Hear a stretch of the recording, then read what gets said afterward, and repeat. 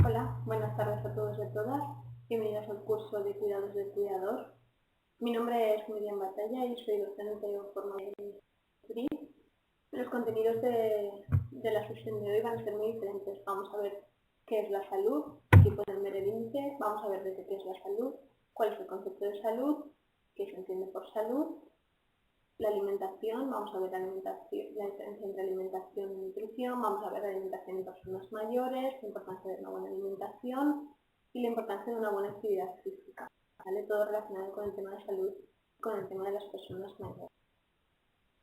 Vamos a empezar. Aquí tenemos la definición de salud, según la OMS, sería la Organización Mundial de la Salud. La salud se define como el estado de completo bienestar tanto a nivel físico, mental y social, ¿vale? Es importante que nosotros consideremos que la persona es un ser biopsicosocial. ¿Eso qué quiere decir? Que las personas tenemos una parte biológica, una parte psicológica y una parte social. Si cualquiera de estas tres partes se ve alterada, la salud de la persona se puede ver afectada, ¿vale? Entonces, también es importante saber que la salud no solamente es la ausencia de enfermedad o de dolencia en una persona. Esa sería un poco la definición de salud. Aquí tenemos la salud en tres partes, ¿vale? La forma física, que es lo que hemos dicho, que sería la parte biológica, sería la capacidad que tiene el cuerpo para realizar cualquier tipo de ejercicio donde muestra que tiene resistencia, fuerza, agilidad, habilidad, coordinación y flexibilidad, ¿vale? La parte física también se vendría encaminada a la salud física de la persona, desde cualquier tipo de enfermedad a cualquier tipo de lesión. La salud mental sería el equilibrio entre el estado emocional de una persona y la aceptación, ¿vale? Y la parte social, o la salud social, sería la habilidad que tenemos las personas de interaccionarnos con la gente. Pero como hemos dicho, si cualquiera de estas tres partes falla en una persona, ya sea tanto a nivel físico, tanto a nivel mental como a nivel social, la salud de la persona se puede ver alterada. Vamos a ver ahora cuáles son los cambios en el envejecimiento, ¿vale? Como bien saben, el ciclo vital es un ciclo que va desde que nosotros nacemos hasta que fallecemos. El ciclo consiste o bien encaminado a todos los cambios que nosotros sufrimos en estas etapas de la vida, desde que nacemos hasta que fallecemos, como hemos dicho. Y sufrimos unos cambios, ya pueden ser tanto a nivel físicos, como psicológicos, como intelectuales. El ciclo vital es un proceso irreversible continuo. Nosotros nacemos, empezamos a crecer hasta que nos hacemos mayores y fallecemos, y lo que hemos dicho, es un proceso irreversible. En un principio el ciclo consta de seis periodos, que son los que vamos a ver ahora a continuación.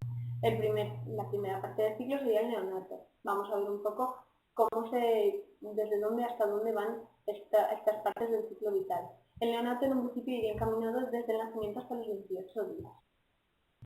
Luego estaría otra parte del ciclo vital, sería una primera infancia, va desde el primer mes hasta el segundo año de vida. Luego sería la infancia, que va desde los 2 años hasta la etapa de la adolescencia. Vendría también la adolescencia, que sería una etapa de transición. Como saben, que vienen muchos cambios, tanto a nivel físico como a nivel psicológico. Y el fin de la etapa no hay una edad exacta donde podamos decir que la adolescencia finaliza, sino que cada persona pues finaliza la etapa de la adolescencia en un momento determinado de la vida. Normalmente es cuando la persona ya empieza a asumir tareas propias, como es por ejemplo trabajar o pues, tener relaciones en la intimidad. Luego la siguiente etapa, la quinta etapa sería la adultez, que viene dos periodos. Una sería la juventud y la otra sería la adultez media. La juventud iría hasta los 50 años aproximadamente y la adultez media iría hasta los 65 años. ¿Cuál vendría después? La vejez, que realmente es la que a nosotros nos interesa. Nosotros hemos estado viendo para hacer una pequeña introducción a la vejez, y la que a nosotros realmente nos interesa ahora que nos vamos a centrar es en la vejez. La vejez normalmente se da a partir de los 65 años y se da porque se produce un envejecimiento natural de las células de nuestro organismo. Hay muchas teorías sobre el envejecimiento de las personas. Cada teoría dice una cosa según el filósofo o la persona que sacó la teoría, que en un principio no las vamos a ver, pero para que sepan que existen, ¿vale? ¿Qué es importante aquí saber? que la mayoría de las personas conservan un grado importante de sus capacidades cognitivas psíquicas, pero que hay otra parte de las personas que esas capacidades cognitivas y psíquicas las pierden o las van perdiendo conforme la vejez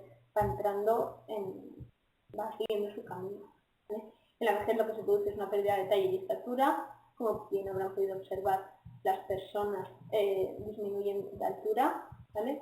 Y es importante que nosotros tengamos un envejecimiento activo o que las personas de las que estemos cuidando tengan un envejecimiento activo. ¿Qué quiere decir un envejecimiento activo? Que las personas pues participen en su propio envejecimiento, que realicen actividades, que sean lo más autónomo posible, cosas que vamos a ir viendo conforme vaya adelantando la solución. Vamos a ver un poco cuáles son los cambios biopsicosociales, como hemos estado hablando en las personas mayores, ¿vale? Desde que nosotros estamos en la etapa de la adultez hasta que somos mayores, cuáles son esos cambios que caracterizan la etapa de la vejez. Los primeros son los cambios físicos, ¿vale? Es importante saber que no todas las personas envejecemos igual, que depende mucho pues, de la persona, de la genética, de cómo ha trabajado durante la vida. Son muchos factores los que determinan cómo se produce el envejecimiento de una persona, ¿vale? Pues es importante saber que no todas las personas envejecemos igual. Otra cosa que vamos a ver es la composición corporal, ¿vale? Que es importante saber el tema de la grasa corporal. A los 75 años, el 30% de la grasa, cuando nosotros somos jóvenes normalmente tenemos un 15% de la grasa. A partir de los 75 años ese 15% se duplica, se convierte en un 30%, ¿vale? Se acumula grasa en el abdomen, sobre todo en los hombres, y en las mujeres en la zona de las mamas y del pelvis. ¿Qué otras composiciones que más cambian nuestra composición corporal? El agua corporal disminuye, se reduce la sensación de sed que tenemos, por eso es muy importante que las personas mayores que tenemos en casa o las mayores que hay de nuestro alrededor, es importante que nosotros ayudemos a que tengan una gran fuente de hidratación, como puede ser, por ejemplo, proporcionarles agua, ¿vale? Y se reduce también el número de células, con lo cual se reduce el peso y la talla, como comentado anteriormente, ¿vale? A nivel del sistema gastrointestinal, ¿qué pasa? Como bien saben, hay una pérdida progresiva de las piezas dentales. Las personas mayores que llegan a una etapa avanzada de la vejez no tienen dientes, normalmente suelen llevar dentaduras postizas, ¿vale? También se produce un atrofiamiento de las glándulas salivales y disminución del gusto y del apetito. Por eso también es importante que nosotros incitemos a que las personas mayores tomen alimentos, sobre todo dietas equilibradas. Se produce también una menor secreción de ácidos en el estómago y se produce una disminución de la velocidad del tránsito en el intestino. Sería un poco a nivel del sistema gastrointestinal. En el aparato respiratorio, ¿cuáles son los cambios que se producen cuando nosotros llegamos a la vejez? A partir de los 20 años aproximadamente, el número de alveolos disminuye, al igual que los capilares de los pulmones, ¿vale? También es importante saber que los pulmones pierden elasticidad y el diafragma y los músculos intercostales son más débiles, ¿vale? El tórax también pierde su capacidad, ¿vale? Las vías respiratorias se cierran más rápidamente y se produce una disminución de la tolerancia al ejercicio. Eso quiere decir que las personas, conforme nos vamos haciendo mayores, somos menos tolerantes al ejercicio. Normalmente nos cansamos más, las personas mayores se cansan y se fatigan más, ¿vale? También es importante saber que se produce un mayor aumento de infecciones respiratorias. Como habrán podido observar, las personas mayores o las personas que están en la etapa de la vejez siempre tienden o siempre son más propensos a padecer infecciones en el tracto respiratorio que las personas que no tienen una edad tan avanzada. Vale. Sistema cardiovascular. ¿Cuáles son los cambios que se producen en el sistema cardiovascular? El marcapasos natural pierde las células y se produce una bradicardia. El marcapasos natural nos referimos al corazón, ¿vale? Se produce un leve incremento del corazón y las paredes se vuelven más gruesas.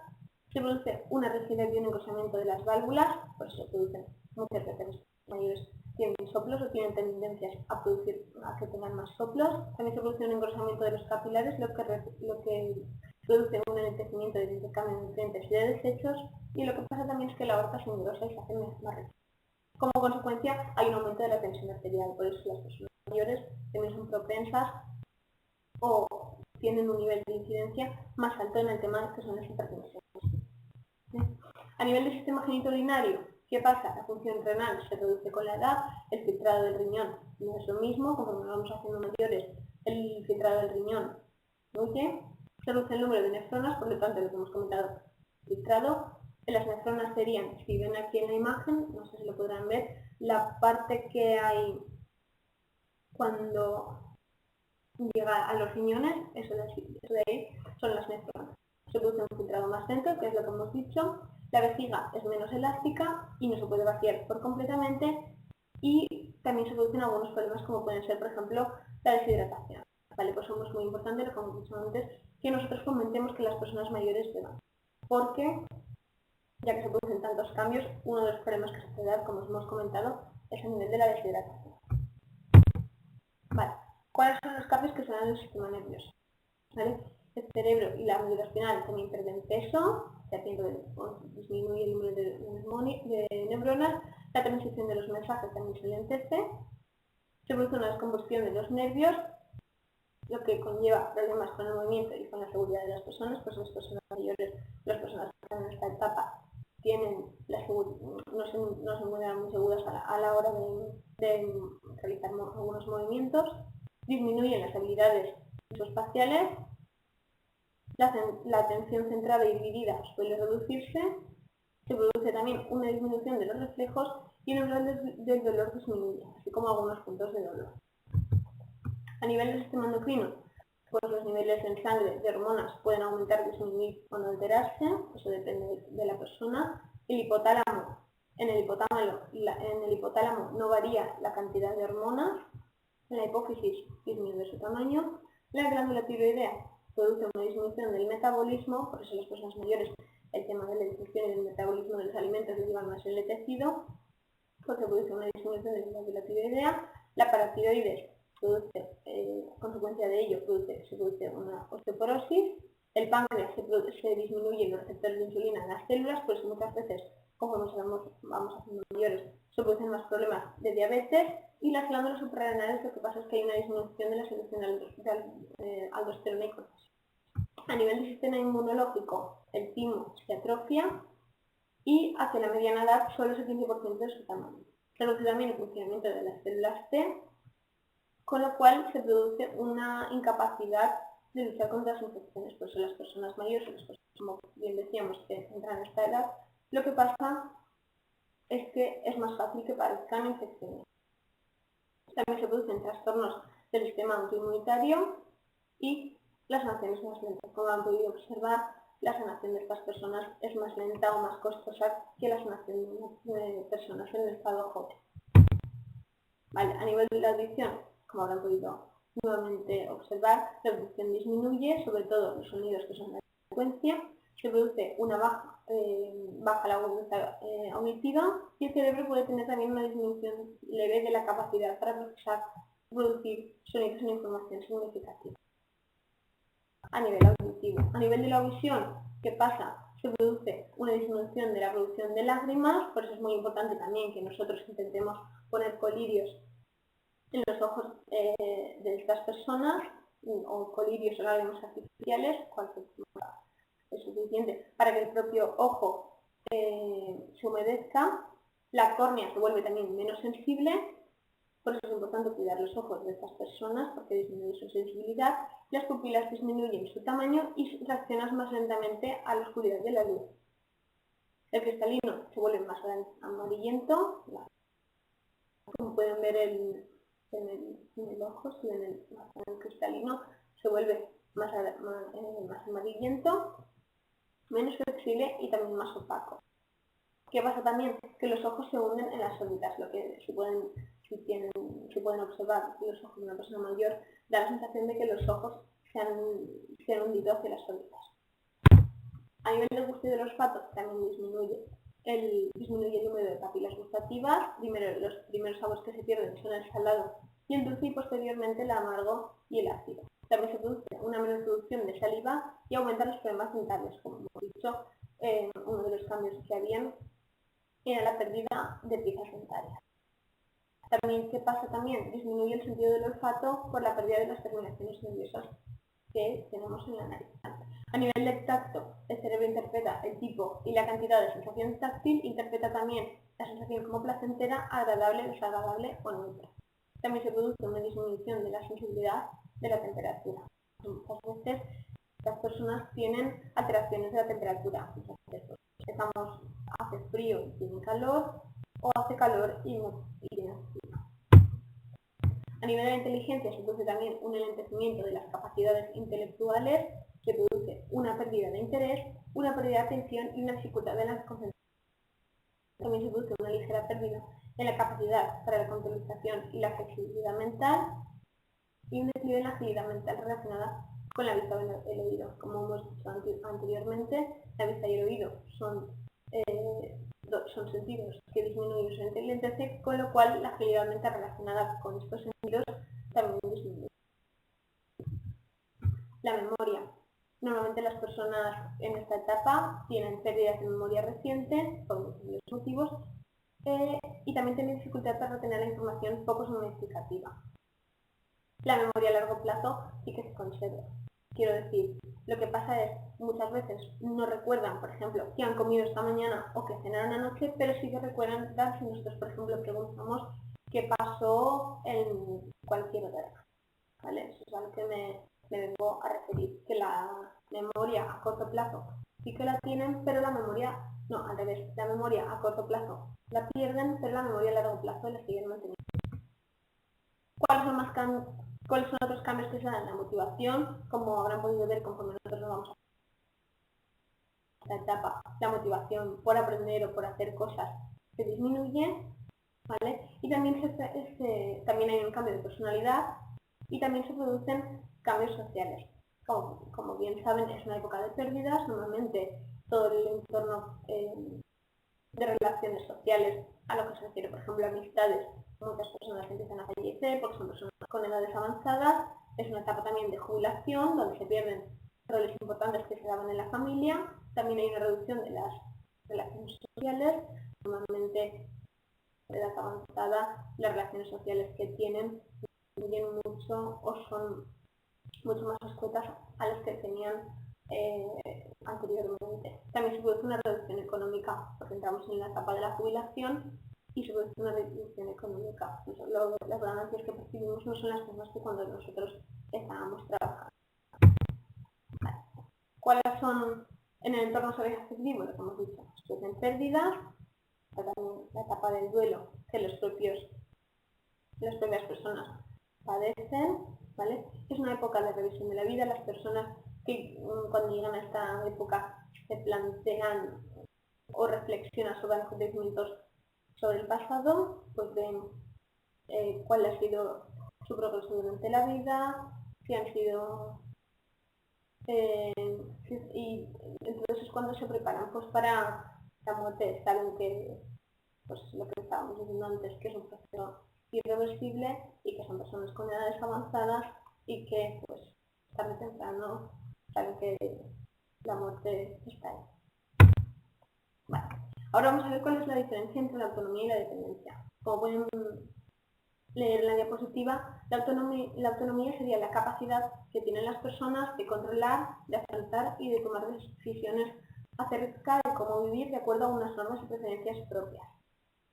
También cómo desarrollar las actividades básicas de la vida diaria.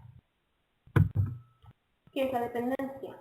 La dependencia es el estado permanente en el que las personas se encuentran, en la que se encuentran las personas que precisan la atención u otras personas o ayudas importantes para realizar las actividades básicas de la vida diaria.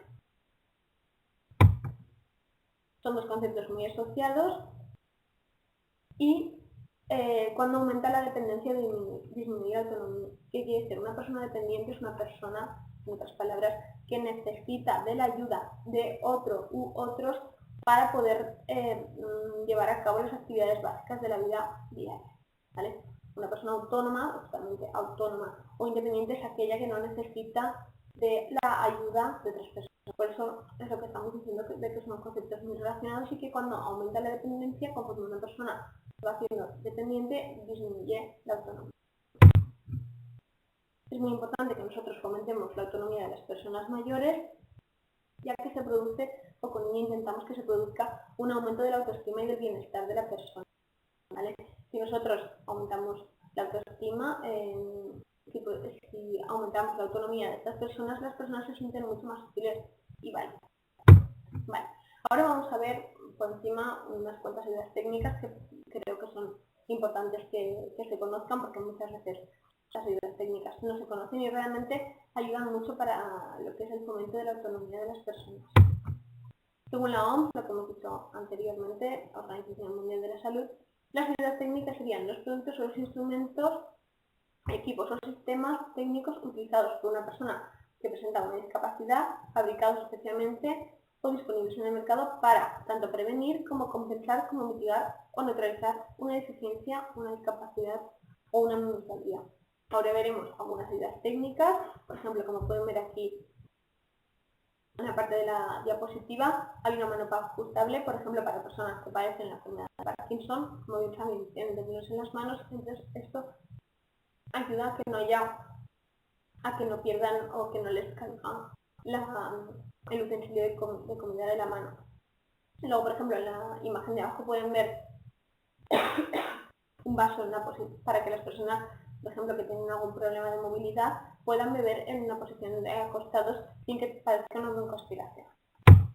Bueno, aquí tienen más técnicas, por ejemplo, pinzas para la ropa que facilitan entender a las personas que padecen alguna deficiencia. Aquí a la derecha o a la izquierda tienen asas para coger los platos calientes. Por ejemplo, la imagen esta que pueden ver abajo de la señora que está manipulando un objeto para ponerse una medicación en el ojo es una idea técnica para que las propias personas se puedan automedicar. Y la otra diapositiva es un aparato, una máquina que lo que está ayudando es que la persona en su propia casa pueda hacerse su propia diálisis. Aquí, por ejemplo, tienen un calzador de calcetines, lo que tienen arriba un borde de un plato para que la persona pueda inclinar el plato sin que le caigan los alimentos y pueda comer mejor.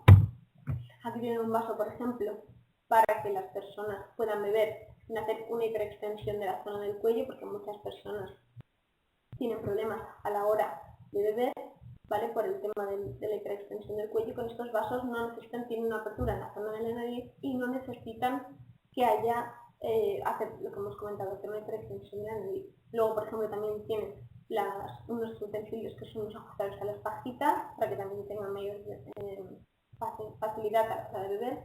Y abajo pues, tienen un abridor, ¿vale? Que es una ayuda técnica también pues, para estas personas. Ahora vamos a ver un poco las ayudas técnicas para el vestido, ¿vale? Como hemos dicho, pues personas que presentan discapacidades o las personas mayores a veces pues, presentan dificultades, muchas de ellas a la hora de vestirse, ¿no? Porque vestirse es una acción que nosotros realizamos todos los días. Entonces, vamos a ver un poco pues, la ropa. Las funciones de la ropa y el calzado pasan por proteger el cuerpo de los agentes externos, tanto del frío como de la calor como de la humedad. La ropa debe ser cambiada integralmente al menos una vez al día, especialmente la ropa interior. ¿Vale? Aquí, como pueden ver, tiene una ayuda técnica. ¿Vale? Aquí tiene un calzador de zapatos que va muy bien para las personas para que no se tengan que agachar. Y vamos a ver ahora un poco cuáles son las tareas del vestido y del desvestido. Hay que elegir tallas de ropa y calzados adecuados que permitan una amplitud de movimientos y libertad de los movimientos en las personas. Es importante también que optemos por ropas poco pesadas, suaves y cálidas al tacto, de tejidos naturales, transpirables y resistentes, que pueden evitar prendas difíciles de abrochar, ajustadas al cuello con puños cerrados y excesivamente escotadas, y resultan más cómodas prendas abiertas por delante y que constan de cremallera sobre todo. Para las mayores es mucho más fácil, resulta más cómodo que las prendas sean abrochadas o abiertas por la parte de delante. ¿Vale? En el caso de los sostenes a la hora de las mujeres, pues también es mejor si se abrochan por delante porque ellas mismas pueden abrochárselos sin ningún problema. ¿Vale? Como pueden ver, aquí tienen una brocha botones, muchas veces las personas que entran en esta etapa tienen problemas de movilidad en las manos, entonces es una ayuda técnica que va muy bien para que ellos mismos puedan abrocharse el tema de la ropa. Y abajo lo que hemos visto un sujetador que se abre por la parte y se cierra por la parte de delante. El tema del calzado, que es importante que nosotros tengamos en cuenta preciso seleccionar modelos que sean de piel natural, que permitan la transpiración del pie para evitar sudoraciones y que luego el pie resbale en el tema del zapato. Son apropiados los zapatos que sean cerrados, que sean cómodos, sin cordones, por lo que hemos dicho el tema de la movilidad de las manos, que tienen una disminución de la movilidad de las manos, que sean de base ancha, si tienen tacón, en el tema de las mujeres, que sean tacones ligeros. Son inapropiados zapatos estrechos, de talla inferior al necesario o de tacón fino. Es importante también que tengan una suela antideslizante y en ocasiones es recomendable utilizar plantillas amortiguadores de carga o absorbentes del mal olor. Ayudas para el uso, lo que estábamos hablando, ayudas técnicas. Aquí vamos a ver ayudas técnicas para el baño y para el aseo. Por ejemplo, en la primera imagen pueden ver un pequeños cepillos con mangos especiales. Lo que hace es facilitar que la persona pueda tener un buen peinado ella sola sin necesidad de nadie. La segunda imagen lo que pueden ver son esponjas con mangos especiales para que no haya ningún problema a la hora de realizarse el baño, ¿vale? Para que puedan llegar a zonas donde no pueden llegar. Y luego están también, también existen inodoros con asientos especiales. Aquí lo que pasa es que nosotros ponemos este acople a la zona del baño, la persona no tendrá que agacharse tanto ni hacer tanta fuerza con las piernas, entonces quedará más acoplado a la altura de la persona. Ayudas técnicas para el tema de la alimentación, pues aquí vemos por ejemplo tapices deslizantes, también vemos vasos y tazas con asas grandes, ¿vale? También vemos las cañas que serían las comúnmente llamadas pajitas, que ayudan a la absorción de la bebida de las personas. También tenemos o existen vasos con sistemas antiderrame, jarratas especiales y cubiertos con mangos especiales, dependiendo pues, de la patología de cada persona, pues se le dará un tipo de cubierto o de otro. Por el tema de la deambulación, ayudas técnicas o apoyos que tenemos, existen los bastones, como bien pueden ver en la imagen, tanto de arriba como en la segunda imagen, también existen andadores y sillas de ruedas, que lo que facilitan es que la persona pues, sea lo más autónoma posible. Vale, eso sería por una parte el tema de la salud. Ahora vamos a ver un poco el tema de la alimentación, ¿vale? El tema de una alimentación saludable. ¿Qué debería ser una alimentación saludable? Una alimentación que es óptima para la salud. ¿Qué nos permite una alimentación saludable? Cubrir las necesidades diarias, tanto desde que nosotros nos levantamos hasta que nosotros nos acostamos, todo lo que son el día a día, realizar distintas actividades diarias, por ejemplo, si nosotros salimos a trabajar, si salimos a hacer algún tipo de deporte y mantener un estado óptimo de salud. ¿En qué consiste una dieta o una alimentación? Tiene que ser completa, equilibrada, suficiente, variada y adecuada para cada individuo. ¿Vale? Esto sería en general en qué consiste una dieta equilibrada. Ahora vamos a ver cuál es la diferencia entre la alimentación o el acto de alimentación y la nutrición. Vale, la alimentación sería un acto voluntario mediante el cual nosotros ingerimos los alimentos a través de la boca, los masticamos y los deglutimos o tragamos. ¿Vale? Esto es importante, o la alimentación es la base importante para que las personas puedan adquirir hábitos saludables mediante la educación. ¿Vale? ¿Cómo influyen los alimentos en el organismo? ¿De qué depende? No es lo mismo que nosotros tomemos un alimento que ya está muy maduro con un alimento está verde, las propiedades nutricionales cambian del tipo de alimento. No es lo mismo que nosotros, por ejemplo, tenemos la dieta descrita que tomemos un embutido o un trozo de carne y la forma de ser ingeridos o cocinados. No es lo mismo que nosotros tomemos un huevo, por ejemplo, pasado por agua que un huevo, por ejemplo, frito. Lo que pasa es que, dependiendo de la forma en la que es cocinado, el valor nutricional cambia de una manera o de otra. Por ejemplo, pues si nosotros tomamos alimentos fritos, esos alimentos lo que van a coger es una base de grasa por el aceite en el que nosotros lo estamos cocinando. Bueno, ahora vamos a ver qué es un alimento. ¿Qué es eso a lo que nosotros llamamos alimento? Son sustancias naturales o transformadas que al ser ingeridas nos aportan al organismo materias asimilables con función nutritiva. ¿Vale? Entonces, alimento sería todo aquello que nosotros al tomar el organismo utiliza o puede asimilar y forma parte de nuestra nutrición. ¿Vale? Una vez terminada la nutrición, que es lo que hemos visto, que era el acto voluntario, una vez terminada la alimentación, empieza la nutrición. ¿Qué es la nutrición? Transición sería el conjunto de procesos mediante el cual el organismo utiliza, transforma e incorpora a sus estructuras una serie de sustancias mediante los alimentos. Entonces, para que quede claro, la alimentación sería el acto voluntario mediante el que nosotros nos introducimos los alimentos a la boca, los masticamos y los deglutimos o tragamos, y la nutrición sería el conjunto de procesos mediante el cual el organismo, esos alimentos que nosotros hemos tomado, los sintetiza, los transforma y los incorpora a estructuras del organismo. ¿Cuáles son los nutrientes? ¿Cuáles son los nutrientes que a nosotros nos aportan esos alimentos? Pues son las proteínas, los lípidos, los hidratos de carbono, los minerales y las vitaminas. Ahora los vamos a ver un poco por encima. ¿Cuáles son las funciones que tienen esos nutrientes en el organismo? La principal, suministrarnos energía. Nosotros somos como una máquina. Si nuestra máquina no tiene energía, nosotros no podemos funcionar día a día. ¿Cuál es otra de esas funciones? Proporcionar los materiales necesarios para formar y mantener estructuras corporales y regular los procesos metabólicos. Y también prevenir enfermedades como, por ejemplo, la fibra, que lo que hace es prevenir enfermedades del tracto digestivo. Vale. ¿Cuáles son los factores que influyen en los hábitos alimenticios? Los primeros son los factores sociales, porque actualmente hay un consumo de drogas y bebidas alcohólicas en aumento, las dietas determinadas, por ejemplo, las personas que son vegetarianas, las modas, los productos light, por ejemplo, hace unos años, si bien recuerdan, no habían tantos productos light como ahora. Ahora todo lo que tomamos, o muchos de los productos que hay en los supermercados, son productos light, bajos en grasas o sin azúcar.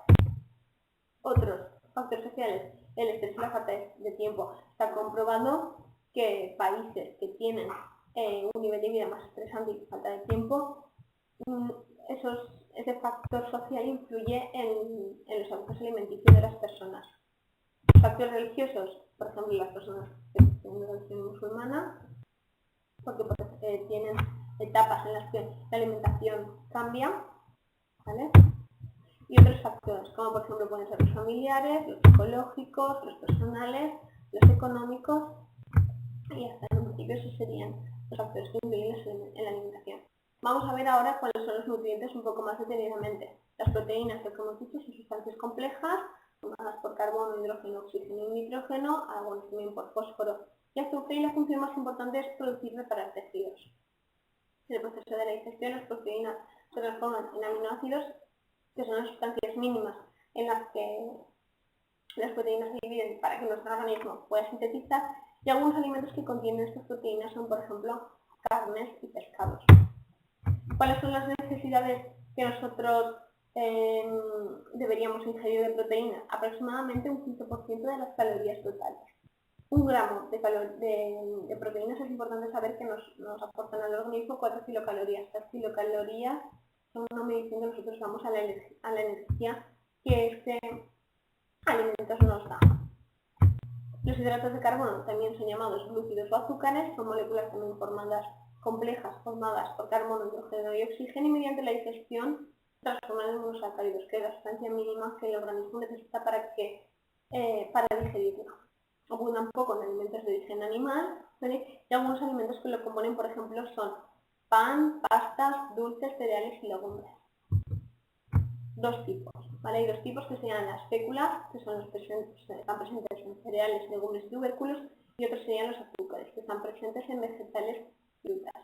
Normalmente son utilizados por las células en forma de glucosa. La glucosa es el combustible o es el producto indispensable que necesitan las células para el día a día, ¿vale? Y las necesidades que nosotros tenemos son aproximadamente un 55% de las calorías totales que ingerimos a lo largo del día. Un gramo de hidrato de carbono también vendría a ser unas 4 kilocalorías. Vale. Luego están los lípidos, también llamados grasas, y están formados también por moléculas complejas formadas por carbono, hidrógeno y oxígeno, y en ocasiones nitrógeno, fósforo y azufre. Algunos, o ¿dónde encontramos esos lípidos? En aceites, en dulces, en chocolates, en mantequillas. ¿Vale? ¿Cuáles son las necesidades que nosotros tenemos? Aproximadamente un 30% de las calorías totales. ¿Vale? Un gramo de lípidos aproximadamente son 9 kilocalorías. Si observan la diferencia que hay entre las proteínas y los hidratos de carbono y los lípidos y las grasas, es más del doble lo que nos proporcionan estos frutos. Ahora vamos a ver los minerales. Son elementos esenciales para la vida, no pueden ser sintetizados por el organismo, y eso quiere decir que nosotros debemos consumirlos en la dieta, ¿vale? No nos suministran energía al organismo y intervienen en múltiples funciones del organismo. ¿Cuáles son los alimentos más ricos en minerales? Frutas, verduras y hortalizas. ¿Cuáles son los más importantes? ¿Cuáles son los minerales más importantes? Como habrán oído escuchar, el calcio, porque es fundamental para los huesos. Es importante que haya un equilibrio entre el calcio y el fósforo, porque son dos componentes muy importantes a la hora de producir los huesos. ¿Y dónde podemos encontrar el calcio? En leche y derivados. Es muy importante que las personas tomemos las cantidades necesarias de leche. Otro que cabe resaltar sería el hierro, que es el principal o participa en el transporte de oxígeno. ¿Qué pasa cuando nosotros tenemos una deficiencia de hierro? Se produce una anemia nutricional y alteraciones en el sistema nervioso central. ¿Dónde encontramos hierro? Sobre todo en sangre, en vísceras de animales y en carnes rojas. También en algunas legumbres, pero sobre todo en vísceras y carnes rojas. ¿Qué son las vitaminas? Alimentos indispensables para la vida, lo que hemos dicho, el organismo, al igual que los minerales, el organismo no las sintetiza y es necesario que nosotros las tomemos en la dieta.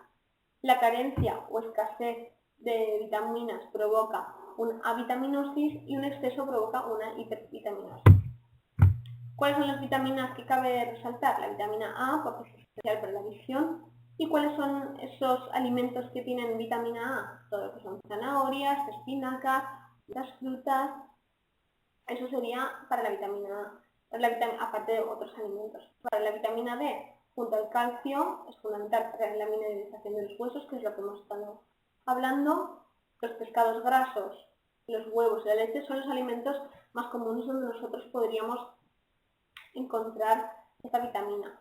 La vitamina E también, muy importante, sería un antioxidante y la encontramos en aceites vegetales y en los frutos. El agua no se puede considerar como nutriente, no se considera, como decíamos, como nutriente, pero es imprescindible para la vida. Normalmente el organismo está compuesto aproximadamente por un 60-65, incluso hay libros que dicen que un 70% del agua. ¿Cómo obtenemos agua? Tanto de forma líquida, incluyendo cuando nosotros bebemos, como resultado de procesos metabólicos. Por ejemplo, si nosotros tomamos alimentos los cuales la composición de agua es muy elevada, a la hora que nosotros absorbemos los nutrientes y absorbemos también agua. Por eso es muy importante que siempre intentemos fomentar el tema de la hidratación en las personas mayores. La fibra, como hemos dicho antes también, es un regulador intestinal, tiene efecto beneficioso. ¿Por qué? Porque ayuda mucho a la prevención de enfermedades, como por ejemplo el cordón irritable o el estreñimiento. ¿Cuáles son los principales alimentos que contienen fibra?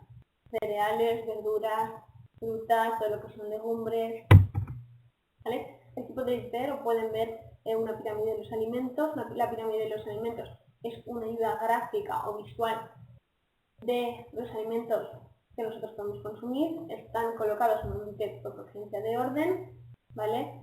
La base son los más importantes y arriba normalmente desde el cuarto escalón hacia abajo es un consumo que nosotros debemos realizar diariamente y desde la cuarta hacia arriba es un consumo que nosotros debemos tomar ocasionalmente. En la base de la pirámide encontramos panes, cereales, integrales, arroces, pastas, patatas, harinas.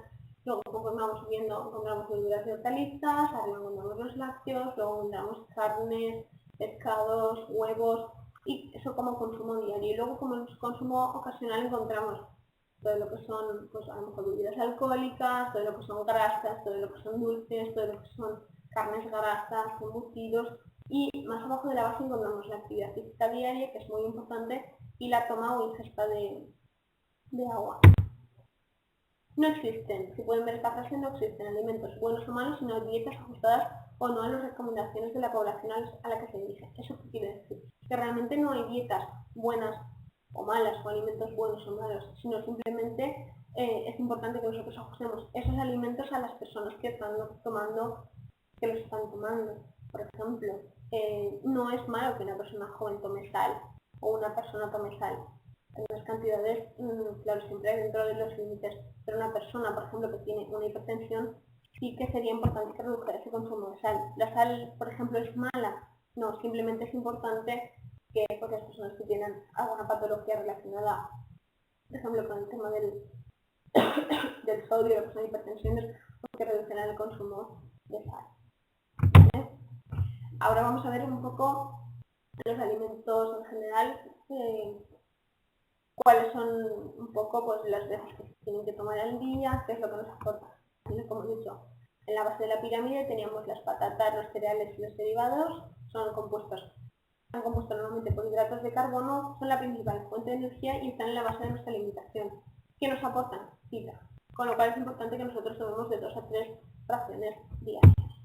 Las legumbres son alimentos de origen vegetal con mayor contenido proteico, ricos en hidratos de carbono, fibras y bajos en grasas, y también nos proporcionan calcio, hierro, magnesio. Es importante que nosotros tomemos de 2 a 3 raciones a la semana. Todo lo que son frutas, verduras, hortalizas, son ricos en agua, en fibras, en vitaminas, minerales, son pobres en proteínas, grasas e hidratos de carbono y contienen muchos minerales. También contienen antioxidantes, con lo cual es importante que nosotros tomemos 5 raciones de frutas, verduras y hortalizas al día. Los frutos secos. Sí que es verdad que tienen un elevado contenido en proteínas y ácidos grasos, pero también son ricos en fibras y vitaminas. Con lo cual, una ingesta adecuada no es mala para el organismo.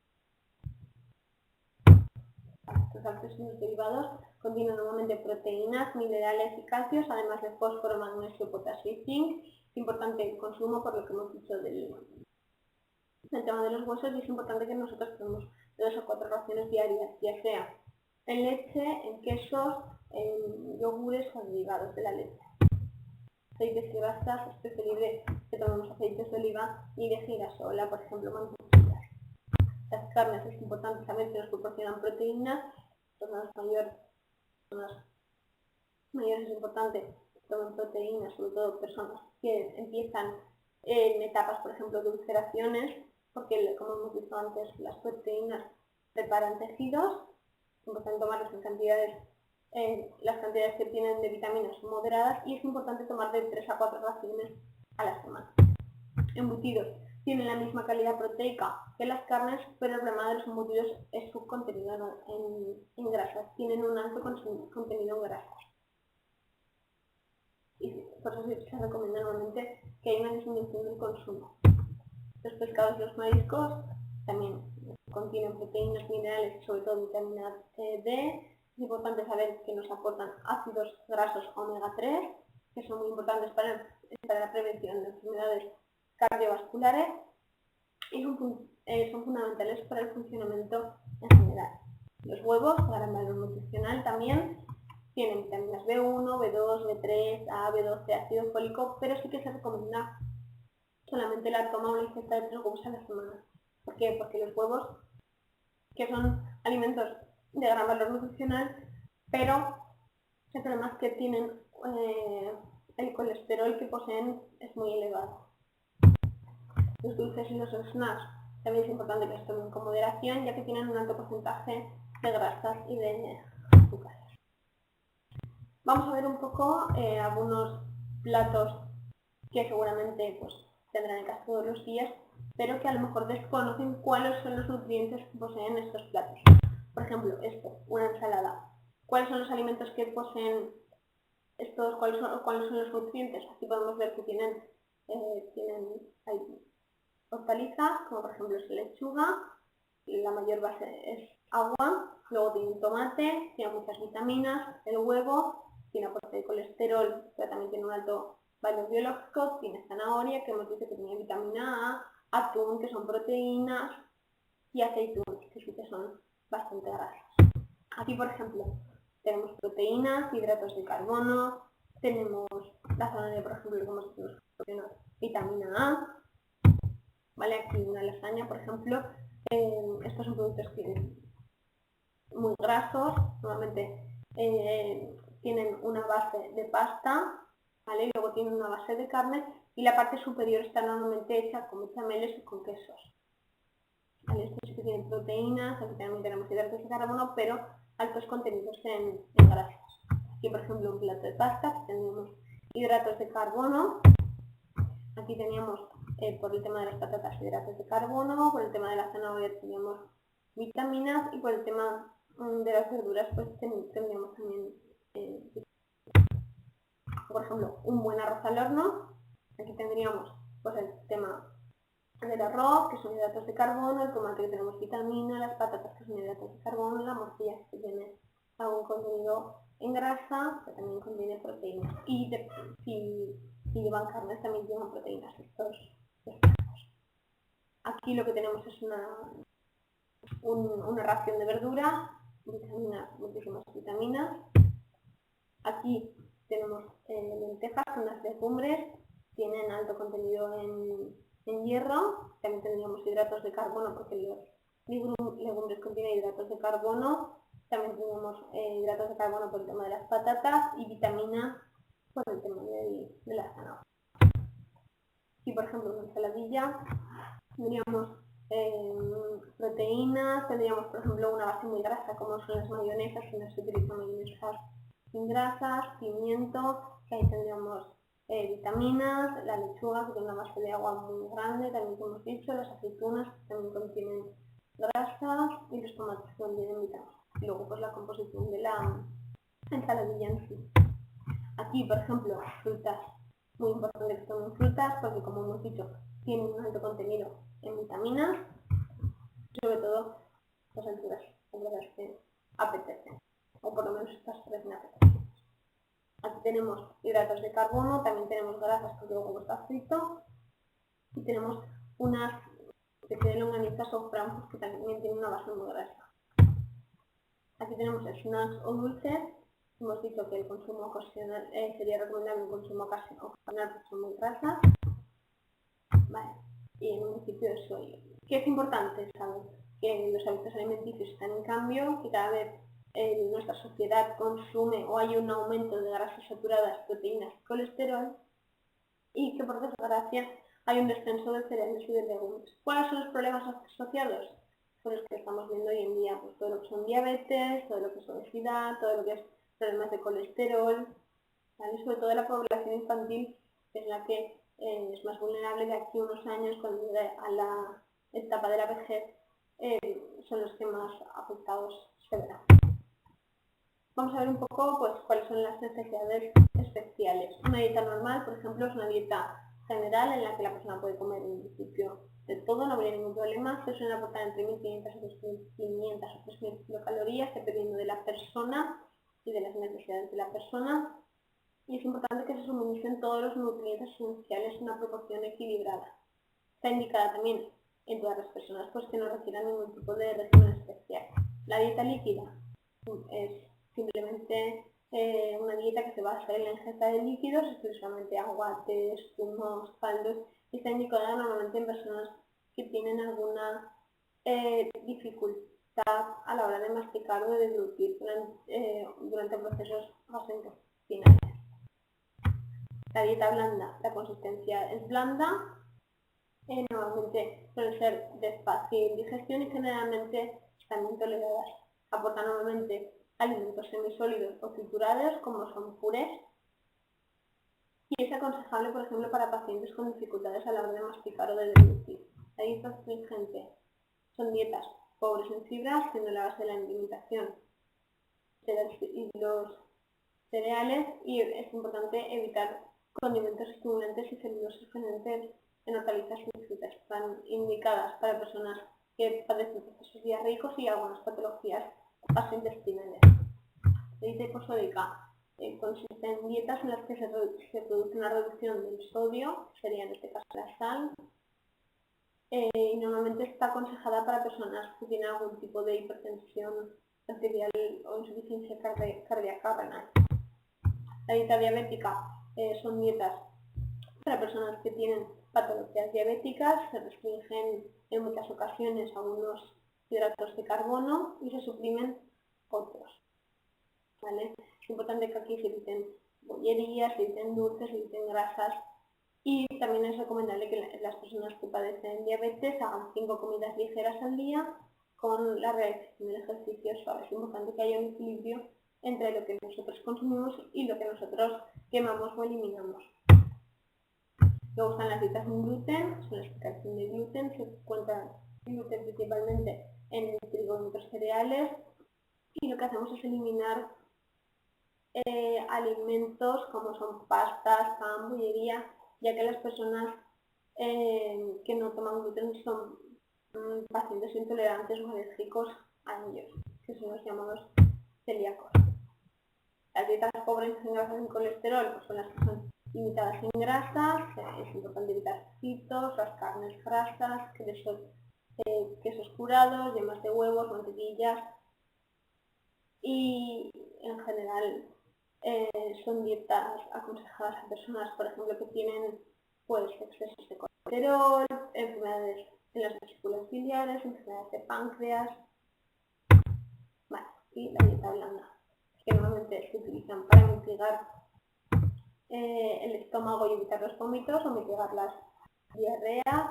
¿Qué se puede tomar en estas dietas? Patatas cocidas, zanahorias, sopas y caldos de arroz y cebolla, pollo cocido, jamón cocido, pescado cocido, huevo hervido, tortilla francesa, sopa sabor agua, hay muchos alimentos que se pueden tomar. También se puede tomar, por ejemplo, yogures líquidos, frutas, a ser posible siempre cocida o en compota, y plátano muy maduro.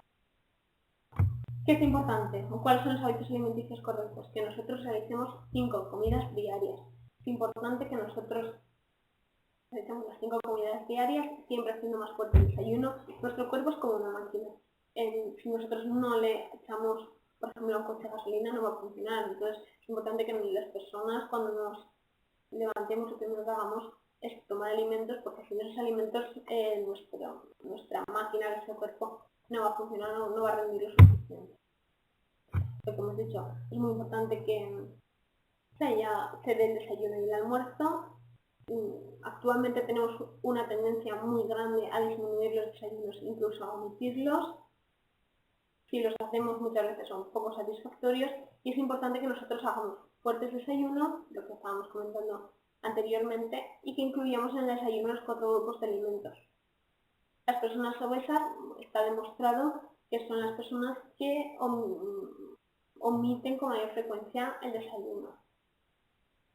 Normalmente también hay estudios que demuestran que las personas que no desayunan rinden menos en el colegio o en el trabajo. La importancia de la merienda de la cena, pues que se den alimentos que no hayamos consumido a lo largo del día, y que la cena siempre se dé en menor cantidad. Ahora vamos a ver un poco cuáles son las enfermedades más comunes que se dan en las personas mayores. La primera es la diabetes. La diabetes es una alta concentración de glucosa en la sangre. El páncreas es el órgano que produce insulina, que es la llave, como si dijéramos, que abre las células para que la glucosa entre dentro, y los valores normales del azúcar en sangre son de 70 a 100. Las personas que tienen diabetes tienen valores superiores a ellos. ¿Cuáles son las causas? Que las células no pueden absorber la glucosa de la sangre. Hay varios tipos. Tipo 1, tipo 2, también existen diabetes gestacional, pero no multipisos, serían las más importantes. Lo que hemos dicho es un trastorno metabólico, que se manifiesta con unos niveles de azúcar o de glucosa en sangre superiores a los normales. La insulina, que es la hormona que es segregada por el páncreas, no funcionan correctamente. Entonces lo que pasa es que cuando nosotros ingerimos los alimentos, esos alimentos, la glucosa pasa directamente a la sangre. Por eso cuando nosotros miramos una actividad reactiva, los valores que salen de sangre son superiores, porque esa glucosa no ha pasado al interior de las células. ¿Vale?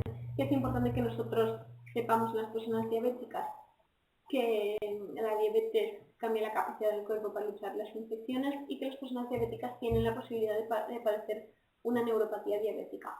¿Qué es esto? La neuropatía diabética son daños que afectan a los nervios. Lo que pasa es que las personas que padecen diabetes puede ser que la sensibilidad de los pies la pierdan. Entonces es importante que nosotros tengamos mucho cuidado a la hora del cuidado de los pies de las personas mayores y sobre todo personas con diabetes. ¿Qué hay que hacer? ¿Qué no hay que hacer? Tenemos dos listas. ¿Qué no debemos hacer? Pues cosas generales, no llevar los pies sucios, no sea pues con agua muy caliente son muy frías, no dejar humedecer entre los pies, no frotar cuando se seca, no calentar con botellas o con bolsas de agua caliente, no cortar las uñas, no caminar descalzo. Cosas que tenemos que hacer, lavarlos con agua tibia, secar con una toalla suave, cortar las uñas de forma recta, lubricarlos, utilizar zapatos cómodos. En general son pautas que se deben hacer o que no se deben hacer con las personas que tienen diabetes. Otra enfermedad así común en Alzheimer es una enfermedad neurodegenerativa que manifiesta por un deterioro cognitivo y trastornos conductuales. ¿Y cuáles son las características? Se produce una pérdida inmediata de la memoria y pérdidas de otras capacidades mentales, como cual, a medida que las células nerviosas mueren, en diferentes zonas del cerebro se atrofian. La demencia, como por ejemplo el Alzheimer, son enfermedades incurables y terminales. Pero como hemos dicho, el Alzheimer es una forma de la demencia que tiene un empeoramiento gradual e irreversible, afecta a la memoria, tanto a la memoria, al lenguaje, a la toma de decisiones, a la personalidad. Esta enfermedad lo que hace es afectar al cerebro produciendo la muerte de las neuronas y actualmente, por desgracia, no existe tratamiento para esta enfermedad, pero sí que se pueden paliar algunos síntomas y mejorar el cuidado de la vida de las personas y de la familia. ¿Cuáles son las fases del Alzheimer? La primera sería el estadio 1 leve, habría alteraciones de la memoria, una dificultad en aprender cosas nuevas, una desorientación espacial y cambios de humor. En el estadio 2 moderado se produciría una afasia, que sería la pérdida de capacidad de producir o comprender el lenguaje, una apraxia, que sería una amnesia motriz, una agnosia, una pérdida de capacidad de reconocimiento de las personas que tienen Alzheimer en esta fase empiezan a tener pérdidas de reconocimiento, no reconocen a las personas que tienen alrededor, también hay fallos de la memoria y signos psicóticos como alucinaciones. Otra fase, la fase de estado severo, se produce usualmente un agravamiento de los síntomas cerebrales y se acentúa la rigidez muscular. Se produce también una gran apatía, se pierden las capacidades automáticas, actividades como lo que es lavarse, vestirse y se produce también muchas veces incontinencias de esfínteres. ¿Cuáles son los síntomas principales de las personas que tienen Alzheimer? Pérdidas de la memoria, que es el síntoma más temprano o principal, dificultades para las actividades básicas de la vida diaria, tienen problemas con el lenguaje, no encuentran exactamente la palabra que quieren decir, a veces hacen circunloquios, también se produce una desorientación a nivel temporal espacial, no saben pues en qué época del año están o dónde están, se produce también una disminución del juicio, no toman decisiones de una manera correcta, se producen también problemas con el pensamiento abstracto, los cálculos, los números descolocan las cosas, tienen también cambios de humor, cambios de comportamiento, cambios de personalidad, hay también una pérdida de iniciativa. ¿Qué tenemos que hacer con estas personas? ¿Qué es importante si tenemos a un familiar o a una persona cercana con Alzheimer? Pues que hacemos a nivel de expresión y comprensión, que hablemos despacio, que hablemos de una forma clara. Son personas, pues como hemos dicho, que tienen muchos problemas, estamos muy nerviosas. Es importante que utilicemos frases cortas, que sean directas, que sean sencillas, que utilicemos temas agradables de conversación, sobre todo que seamos muy pacientes, ¿sí? Que los llamemos por su nombre. Es importante también decirle lo que debe hacer y no lo que no debe hacer. Es también importante que fomentemos la comunicación no verbal. Si no saben, la comunicación no verbal es la comunicación que nosotros utilizamos a través de los gestos. También es importante que haya un contacto visual constante, que nosotros transmitamos calma, que evitemos discusiones, que evitemos hacer preguntas cerradas y simples, que hagamos preguntas cerradas y simples, que utilicemos refuerzos positivos, que tengamos un trato apropiado, que eliminemos de nosotros a fase de no te acuerdas, no lo recuerdas, que realmente no se acuerdan, o sea, son personas que por desgracia están perdiendo pues, capacidades a nivel cognitivo y de memoria, y importante que no repitamos repetidas, o que no digamos repetidas veces esta frase. Y ahora ya por último vamos a ver el tema de la actividad física. Como hemos dicho, el ejercicio físico en sí es cualquier movimiento corporal repetido y destinado a conservar la salud o recobrarla. Es un componente necesario en la prevención de algunas enfermedades, como por ejemplo problemas cardíacos, enfermedades cardiovasculares, diabetes, sobrepeso, entre otros. Y es importante que lo practiquemos, ya no solamente las personas mayores, sino todos en general, con medida y de una forma equilibrada. Vale, pues por ejemplo, 3 veces a la semana, 4 veces a la semana, pues ya dependiendo de cada uno el nivel físico que tenga, realizaremos pues una actividad u otra. Por ejemplo, las personas mayores pues que salgan a caminar, que hagan ejercicios o actividades de psicomotricidad, que te hagan por ejemplo estiramientos, pues lo que decíamos, salir a caminar, escuchar música relajante, realizar movimientos corporales. ¿Cuáles son los beneficios, por último, del ejercicio físico? ¿Por qué se insiste tanto en que hagamos ejercicio físico? Realmente aumenta la vitalidad de las personas. Cuando nosotros realizamos ejercicio estamos más vitales, estamos más en movimiento.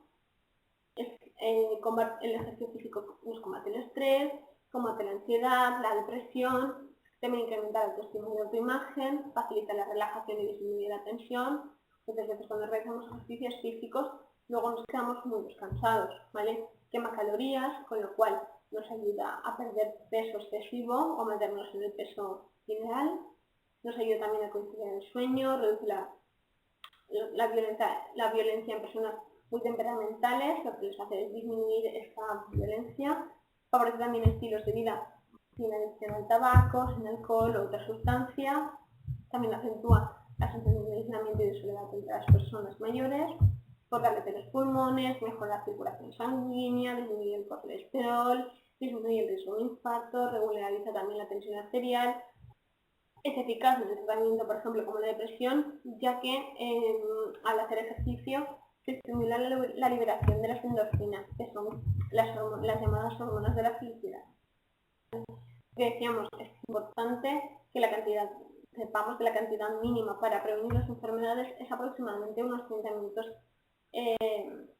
diarios de actividad física moderada. Pues nada, en un principio hasta aquí la clase o la exposición de hoy. Espero que les haya gustado y nada, hasta pronto.